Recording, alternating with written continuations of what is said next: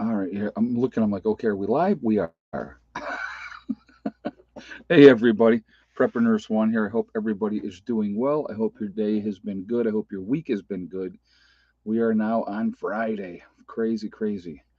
I just want to remind everybody ahead of time before we get started that this is a very family friendly oriented channel. I would ask you to please be decent in the chat. Racism, no nastiness. If you cannot abide by those very simple, easy rules, those awesome moderators lit up in blue will boot you out of here. So just let's be nice, and then we won't have any issues, and we can go from there. All right. So actually, first, let me do. I didn't kill the volume on here, so let me do that first. Let's see. All right. Okay, so we'll set that there. Okay, so we are going to be talking about the destruction of the middle class. How, number one, would you go around about destroying the middle class? Right? We're gonna make up a scenario and tell me if this scenario reminds you of something else of how the middle class is being destroyed as we speak. Right? We're gonna talk about that, um, and it'll be hopefully you guys will find it interesting. I just saw they had, and I just wanted to bring this up really quickly. Tennessee pipeline just had an explosion. That they've contained the explosion, but they're not sure if they're going to be able to reroute the natural gas. There's 11,900 miles of pipeline that brings natural gas in from Texas and all that through Tennessee uh, into the entire East Coast where natural gas is delivered.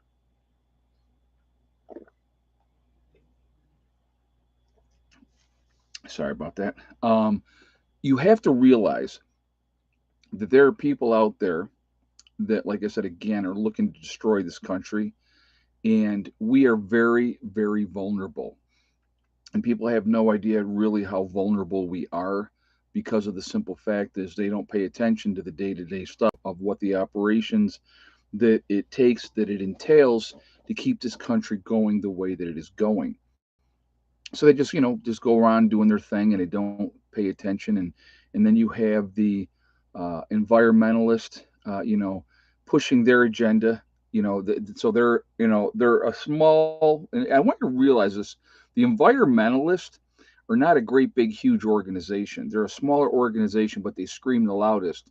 So a lot of times they'll kowtow to them to try to make them happy, which is just insanity to me as well, to be honest with you.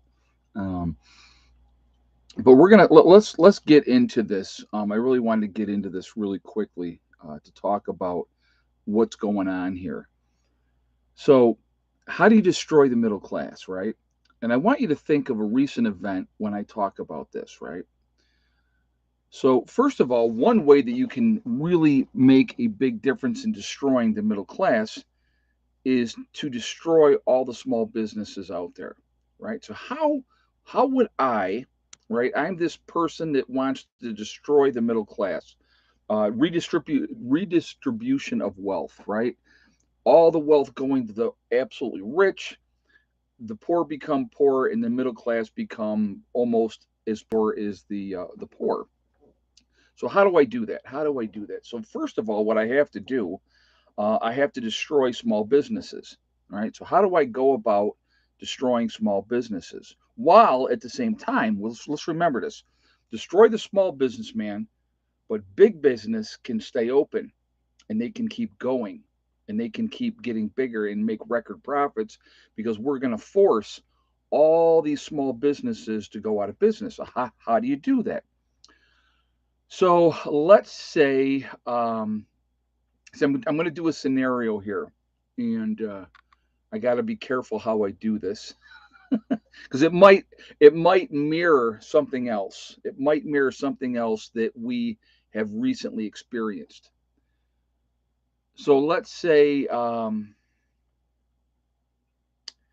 God, how am I going? How am I? I'm trying to figure out the best way to do this. We're just gonna purple dust. We'll call it purple dust. Purple dust is in the air, and so we have decided, because this purple dust is in the air, we're going to close down all the small businesses. You can't have a small businesses because now I'm not even gonna mess around with that. I'm not gonna mess around with that. We're gonna just go ahead and talk about what happened. Let's talk about what happened because that is fact. What happened is fact, right? We had this situation a couple of years ago that came to the light, right? And so what the people in charge did, they said, "Oh, this is a terrible thing. We have to close all these small businesses for your safety." See, this is what it was done for. It wasn't done for anything else but your safety. But in the meantime, but in the meantime, Walmart, Lowe's, Home Depot, every big box chain that's out there, um, you're supposed to be able to talk about it now. Well, I'm not taking that chance, but all the big box stores, all the grocery stores, all your big grocery stores, like Wegmans up in the Northeast, uh, you know, any of your big grocery stores down here in the South, they all stayed open. But every little bitty mom and pop location, every one that had a fruit stand or a small thing, they were forced to close down. And if they didn't do it, they were cited and they were fined and all those type of things. And it was done. It was done in the guise, if you will, of your safety. So I never could understand. Okay, I could never understand how Joe Average Citizen could look at this situation. This is just me. Okay, how you could look at this situation and go, okay, these big stores can stay open, right? Essential, yes, Papa Bug. Yep, exactly. Essential stores could stay open. Well, who determined what was essential, right? The powers that be. Who was in the powers that be's pocket, got their hand in the powers that be's pocket, putting some money in their pocket? Oh, that would maybe possibly be big business, might have a say of, hey, you know what? I realize we're doing this thing and we want to be a team player, but we need to stay open. We're essential, that type of stuff, right? Uh, you know, yeah, I didn't either, Brad. I didn't either. So, I would, and true story, guys. Okay,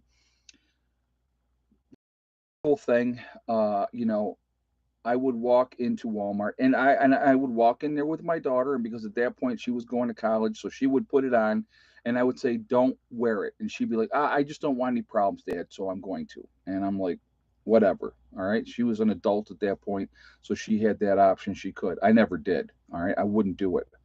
And I can remember walking through the store and people, oh yeah, liquor stores were essential. Yeah, how?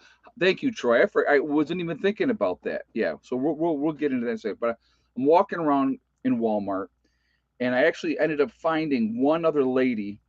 uh you want to take care of this idiot's back, guys, please? Unbelievable. What a child. JJ, you want to take care of that for me, please?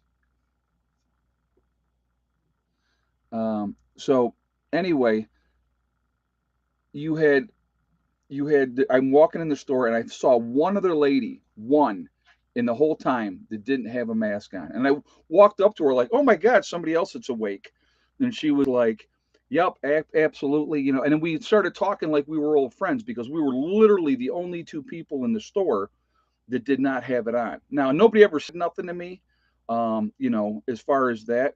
Hey, Asif, there wasn't magic pixie dust to go around in Project Small Business from COVID, so they had to shut it down. Right, exactly.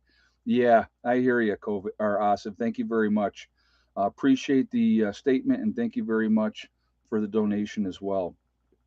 But it's a sad, sad situation, realistically, and that people allowed it to happen, which even bothers me more because again, I've done a lot of comparisons, guys, to Nazi Germany. You guys have seen what I've talked about that.